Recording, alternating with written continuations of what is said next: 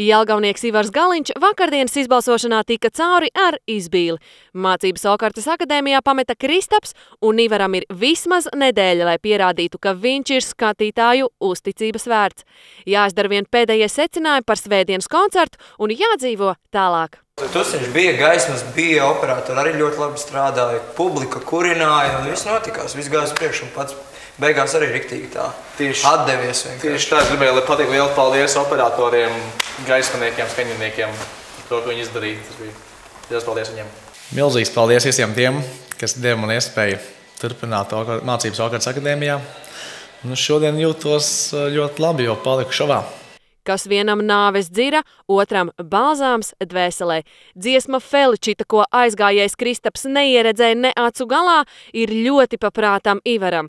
Tās dēļ viņš gatavs atteikties no Džeimsa Blanta un līdz ceturtdienai mēģināt bez fonogrammas. Viņš to dziedāt, viņa reāli skan.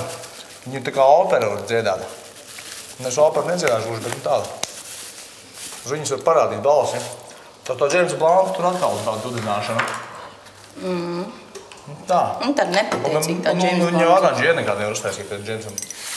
Detroletente felicità, mi passare le luce per formare fore pace felicità. It's now or never. Vai tiešām Okartas akadēmijā atgriezies centīgais Ivars?